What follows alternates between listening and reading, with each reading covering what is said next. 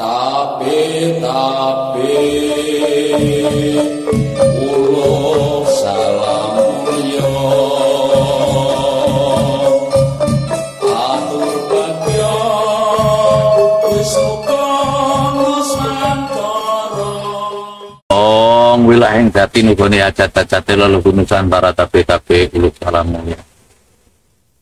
Saya sekarang berada di Kahyangan Jelepeh, Kecamatan Tirtomoyo, Kabupaten Wonogiri, Wonoalas, kiri gunung. Jadi hutan yang bergunung-gunung, kan ada hutan yang datar, umpamanya Alas Ketombo itu termasuk hutan datar.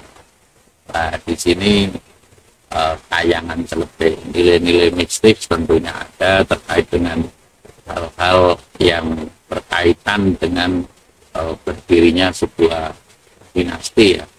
Dinasti Mataram itu tidak lepas dari dinasti Majapahit, yang saya katakan tidak lepas dari dinasti Majapahit. Panembahan Senopati atau Danang Sutawijaya atau Raden Lor Eng Pasar atau Loreng Pasar itu adalah trah dari atau keturunan darah dari Majapahit ya. Kita keturunan termasuk juga trah, sebab yang trah itu biasanya selalu besar welas kasih ciri trah gitu, dan lalu seneng topo lan bratane, seneng nguri-uri marang laku topo broto, seneng ke tempat-tempat yang sepi, senang ke tempat-tempat yang sifatnya itu peninggalan sejarah leluhurnya. Itu ciri-ciri di antara orang yang punya trah ya. Darah itu boleh mengalir, tapi trah itu belum tentu berada pada orang itu gitu loh.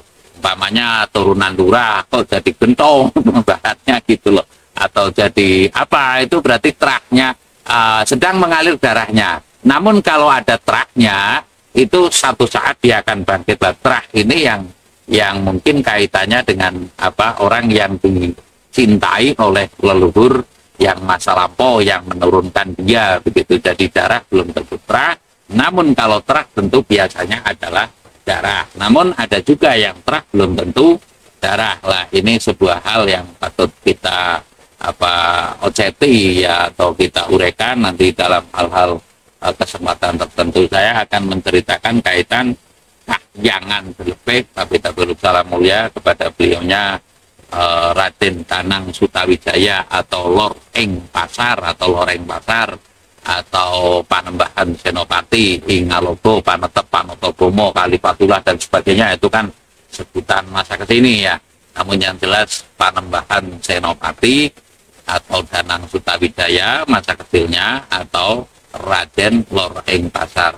Lah kaitannya mengapa berdirinya Keraton Ngayogyakarta Hadiningrat ya, atau Keraton Mataram itu di Yogyakarta ya. Sekali lagi, berdirinya Keraton Mataram pertama itu berada di Yogyakarta, dan lalu dipindah oleh Kanjeng Sultan Agung itu ke Pleret ya, dan lalu dipindah lagi oleh Raden Sayyidin kalau nggak keliru atau Amangkurat ke Kartosuro. Nah, dan lalu setelah Kartosuro tentu ada perangan Pakubuwono pertama atau kalau nggak keliru itu Raden Mas Derajat ya, yang lalu mempunyai istri 4, ada Pangeran Mangkubumi dan sebagainya. Pangeran Mangkubumi lalu mendirikan Keraton Ngayogyakarta Hadiningrat. Nah, lalu masih kurang lagi Keraton Ngayogyakarta Hadiningrat karena menantunya Raden Mas Said atau Pangeran Sambernyawa ini dimintakan lagi perangan menjadi Kadipaten Mangkunegaran. Lalu punya anak kesayangan Notokesumo diminta lagi atau minta lagi kepada Belanda pada waktu itu menjadi Pakualaman. Itu sekilas saya menceritakan. Lalu mengapa kaitannya Panembahan Senopati ke Kahyangan Jelepeh ini?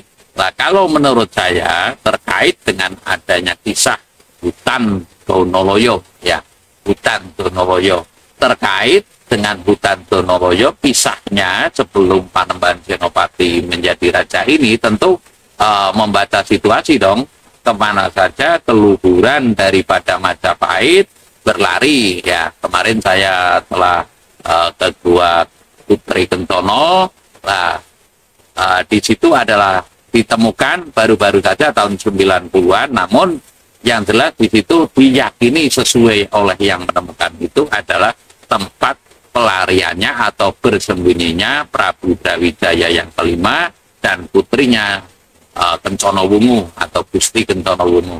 Nah, mengapa Panembahan Senopati ke sini? Ya tentunya sesuai dengan alur ceritanya dari runtuhnya Majapahit, orang-orang yang punya kompetensi, orang-orang yang punya kebudayaan, orang-orang yang punya pengaruh besar, orang-orang yang punya magis atau kegaiban besar atau bisa menghubung kepada kegaiban, banyak yang berlari ke sini. Contoh adalah Ki Ageng Donoloyo, ya. Ki Ageng Donoloyo sampai awal berdirinya Kerajaan Mataram saja mengambil kayu jati dari hutan Donoloyo. Lah itu Donoloyo itu adalah seorang senopati dari Kerajaan Majapahit lah.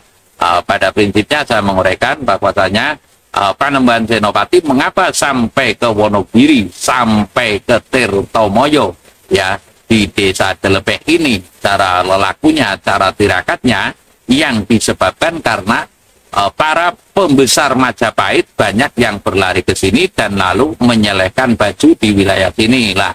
Setelah Wonogiri kan tentu Wonosari kan, sarinya turunnya Wagyu ya ada di Wonosari, yaitu Ki Ageng Giring dan Ki Ageng Pemanahan, ya. Nah, saya mengatakan di sini intinya menurut saya Danang Sutawijaya atau Panembahan Senopati ini adalah ngulir bukti untuk kadikdayanya, atau yang namanya raja itu kan ya harus bisa jadi kalau istilah sekarang ya harus menguasai ilmu kemiliteran atau kadikdayan kalau zaman dulu, lalu bisa menghubung ke hal-hal yang gaib. Lah disinilah Panembahan Senopati di Kahyangan Delepeh ini tingkat pertapaannya atau tingkat kesujudannya ya, atau tingkat menghubungnya kepada hal yang gaib sampai bertemu dengan beliau Kanjeng Ibu Ratu Kidul. Dalam hal ini tentunya penguasa tanah Jawa, saya sering mengatakan kegaiban itu tidak lepas dari Sang Pamong Nusantara dan beliau Kanjeng Ibu Ratu Kidul. Siapakah Kanjeng Ibu Ratu Kidul? Ya saya sudah membuat konten, itu adalah Dewi Nawangwulan. Nah, ini sekilas saya mengatakan bahwasanya memang betapa perlunya, seperti Pak Harto sendiri kan besar di Wonogiri, Pracimantoro dan sebagainya. Lah mengapa demikian? Mestinya hal yang menapaktilah seperti ini tentu dilakukan manakala memang akan mewujudkan Nusantara yang gemah ripah loh jinawi Kertototo Turaharjo ya. Di Pracimantoro kan Pak Harto ada kisahnya ke Pracimantoro dan sebagainya lah. Ini sebuah hal yang patut kita seksama mengheningkan, atau kita patut secara seksama untuk menuju kepada pemimpin yang punya pamor lah. Kalau istilah orang dulu itu ya pemimpin yang berwibawa ya.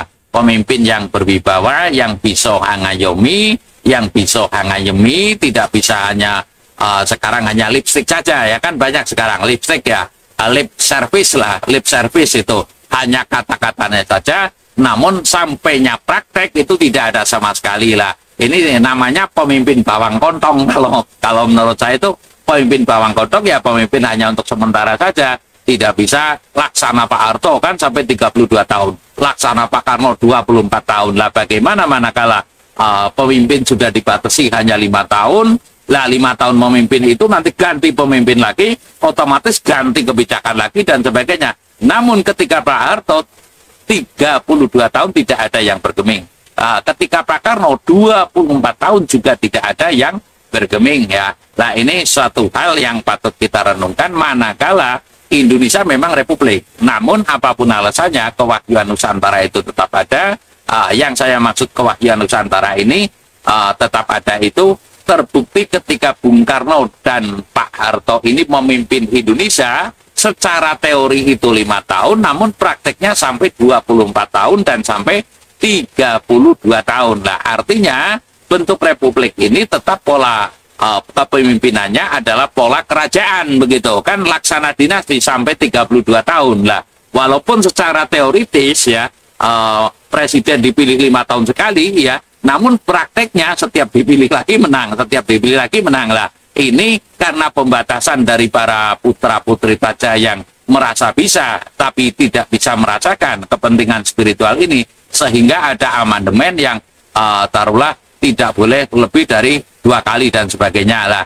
Ini sebuah hal yang patut kita renungkan, bahwasanya kali ini saya menyatakan kegaiban di Wonogiri, ya sekali lagi kegaiban di Wonogiri adalah kegaibannya runtuhnya Majapahit. Para punggawa kerajaan Majapahit banyak yang bersemayam di sini, baik itu pusakanya, baik itu ilmunya, sehingga pemimpin Nusantara tentunya yang bisa membabat atau nyaka guru nih, ya saka guru sebagai pondasi, itu mestinya nampak jelas ke wilayah Wonogiri. Ya intinya Wonogiri ini merupakan sebuah hal yang patut kita renungkan, yang patut kita sambangi bagi para pemimpin Nusantara agar kuat laksana Pak Harto, Pak Karno, syukur seperti Prabu Hayam Wuruk, ya.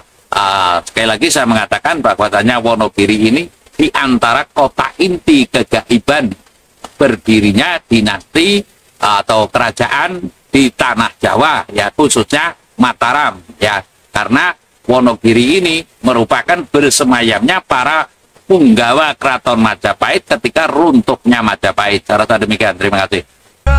Sirap kabeh